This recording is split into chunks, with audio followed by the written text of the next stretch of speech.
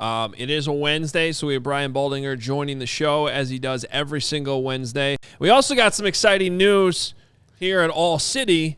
Baldy. Because we announced this morning as a company the new national network on top of all our local markets in Chicago and Phoenix and Philly and Denver, of course. We have part of the new national network, a new all NFL show, which Brian Baldinger is going to be part of. Baldy, really excited about this? No, thanks, guys. We're taping our first show today. I think it drops at, 5 o'clock today or something like that. But Lane Johnson from the Eagles is joining us, kind of previewing the game with the Cowboys this weekend and telling some good, fun stories. So we'll have guests, players and coaches every single week on.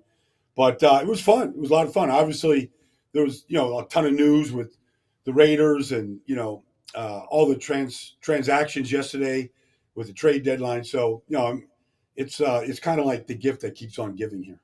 Yeah, and Anthony Gargano is going to be the co-host of that, and he's one of our outstanding guys out there in Philly. Yeah, I won't take it personal that you didn't, ask me on the expert meatball analyst for your first ever show.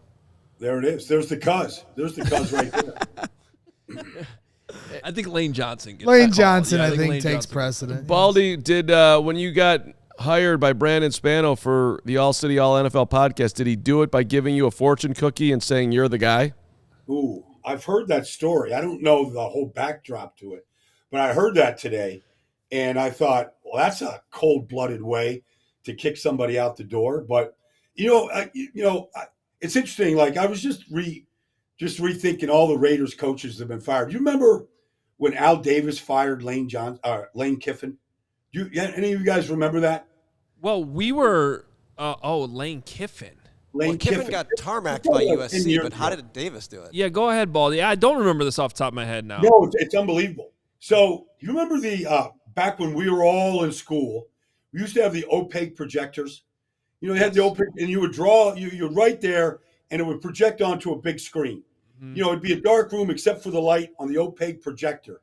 Well, Al Davis brought out an opaque projector, and he started writing all the issues, chapter and verse, that he had with Lane Kiffin. He didn't leave anything out. And so, the way that you kind of fire coaches probably isn't lost on Mark Davis, watching what his father did over the years.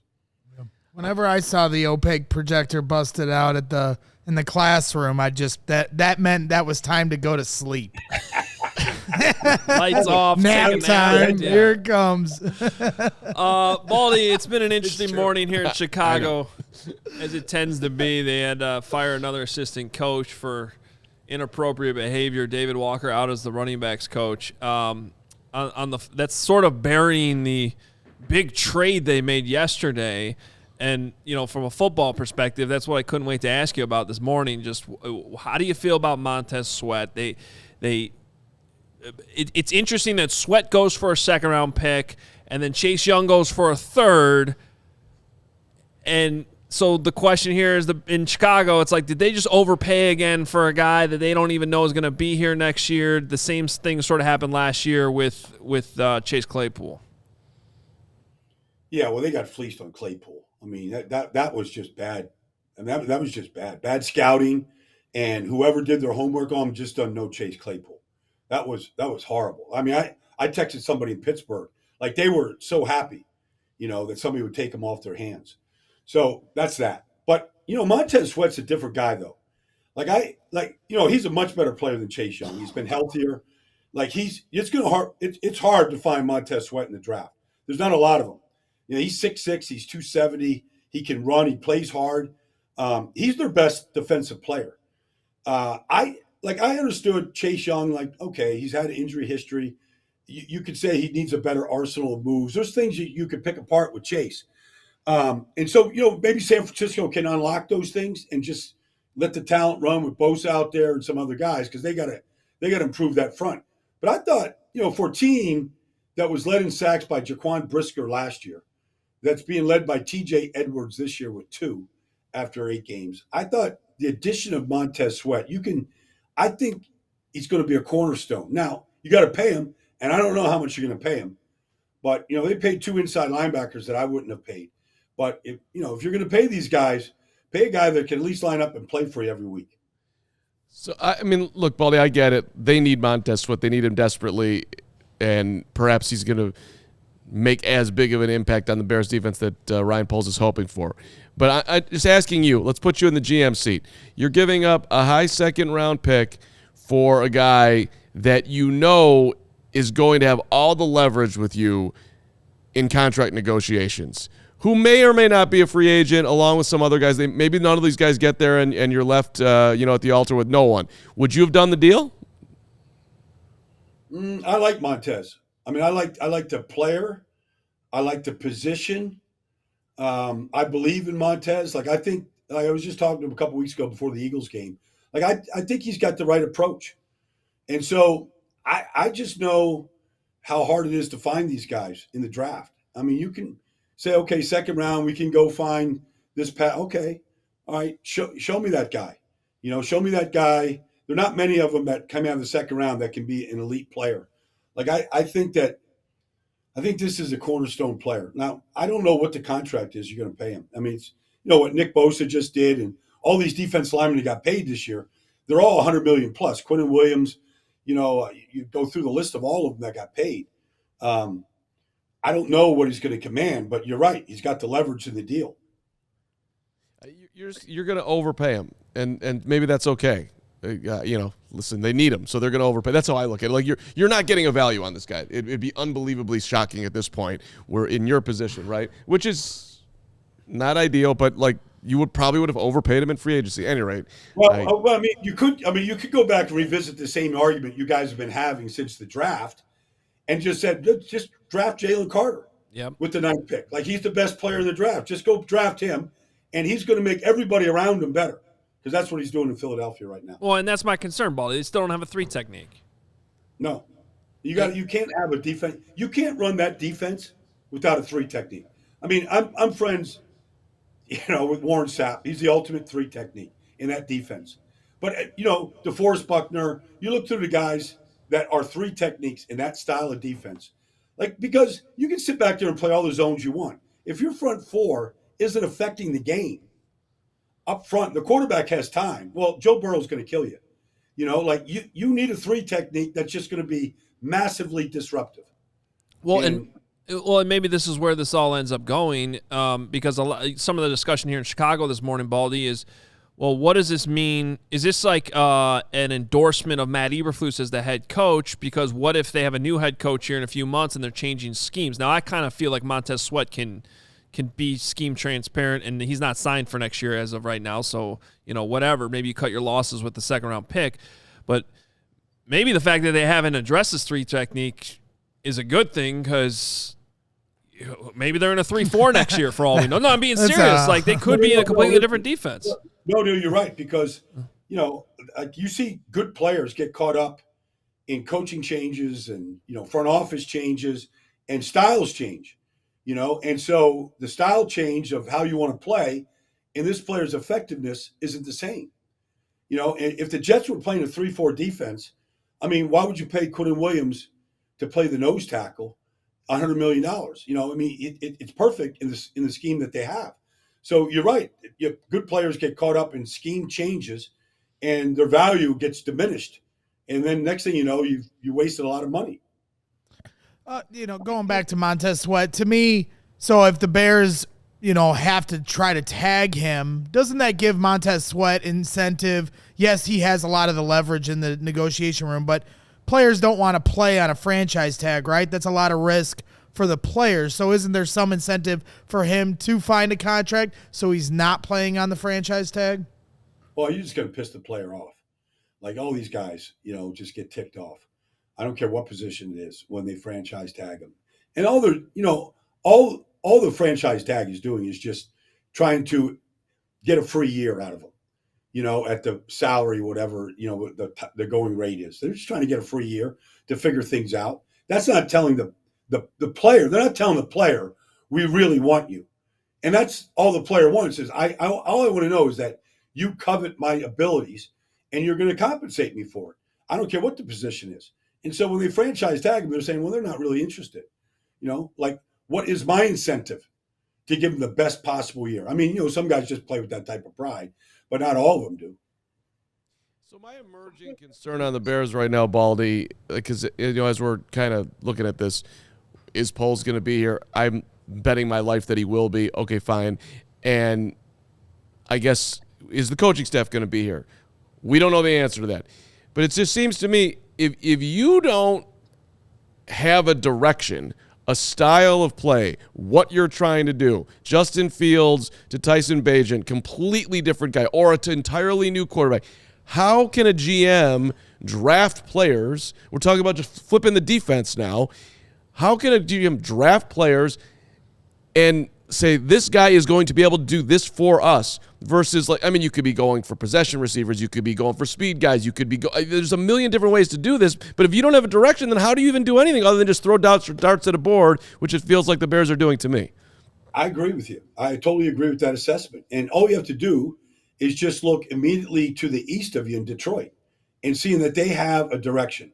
They have, I mean, it's clear. Now, I don't know how that's going to finish up this year, but their talent level is they have drafted well and they have developed their draft picks, which is ultimately what you want to do. But they have a direction, and you can find cornerstone players that are young on rookie contracts. Whether there's Jahmyr Gibbs or Aiden Hutchinson, the rookie right guard that played the other day, played really well, and Colby Sorsdale, a fifth-round pick. Like, they've got direction, and they know who they are. And they're just going to keep adding pieces. They got rid of good running backs in DeAndre Swift, but they're like, Jahmyr Gibbs is a better player. He's younger, he's healthier, and he also can catch the ball in the backfield like he did on Monday night. So I applaud what Detroit is doing, but I can't, to your point, I can't say that Chicago is doing that right now. So with the Raiders, losing a coach, and here in Chicago, we're thinking about a coach. And then in Michigan, University of Michigan, having their issues, is Jim Harbaugh a good option for either team? Because I know for me, it's a dream scenario for Jim Harbaugh to coach the Bears. That's a pretty good dream. That's a pretty good dream. I would trust Jim Harbaugh to coach my T-ball team. He's psychotic in a good way. In the way football coaches, Ditka, these guys have to be a little psychotic. But I believe in, because, the thing is about Jim, and Dan Campbell's like a little bit of a disciple of him. Like, they just know the vision of how they want their team to play. They just know exactly how they want it to look. Like Colin Kaepernick, was his guy coming out of Nevada. We're going to run the pistol. We're going to run the pistol formation, and we're going to pound teams, and we'll get Justin Smith out of Cincinnati, and we'll have the best inside linebackers in football, and we're just going to take them into a phone booth, and we're just going to beat the hell out of them every Sunday. And that's what they did. And they turned that thing around in a year. He did it at Stanford. He's doing it at Michigan. Like, I would trust, I don't care what it takes. I would go get Jim Harbaugh if I had that ability. Do you know him? Do you have any relationship with him? Do you think he'd want to come back to the NFL? Yeah, well, I mean, he wanted that job in Minnesota bad. Yeah. Until, they decided to go in a different direction. So you might be competing against him, if Minnesota – look, I'm not going to argue with what Kevin O'Connell's doing. They're turning it around right now. It's pretty good. We'll see what happens. But if I had a chance to get Jim Harbaugh, I would get Jim Harbaugh. But if he's not available, I don't know what's going on in Michigan. Who knows what's the truth is. But I mean, I would, and I'm not here to advocate change in Chicago and run Matt Eberflus out. Let's see what happens. But there's some other coordinators out there that are pretty interesting to me. Well, and Baldy, I don't want to put you in a position where you're advocating for a coaching change, but you do talk to a ton of people around the league. You're traveling every weekend to these games. Like, what do you feel like the perception is, like when the Bears come up in conversation, or if you're talking about the Bears on the new All-City NFL show, or the All-NFL show, I'll get it right, it's day one. Like, how would you talk about what Matt Eberflus has done here, and just like how he's being viewed, or are they just not no one talking about the Bears because they're just not relevant, kind of? Yeah, I would say that they're not relevant. Because It's fair. no, but I remember. In fact, I was just talking to Anthony Gargano yesterday, and it's November 1st, right? So when I did games at Fox, John Madden basically drove our bus. Like, he was the leader of the whole franchise, the entire network. John was in charge, and he used to say that the season never begins until there's a frost on the pumpkin. Well, it's supposed to be like 27 degrees in New Jersey tonight. There's going to be a frost on the pumpkin tomorrow. The season's begun. And basically, I'm coming back to your point, but basically, November 1st, you've basically separated contenders from pretenders. We kind of know who they are. And, nobody's taken – the Bears might win games in the second half of the season. Teams do that, but nobody's taking the Bears seriously right now. And so maybe they're going to win some games and put a streak together of games.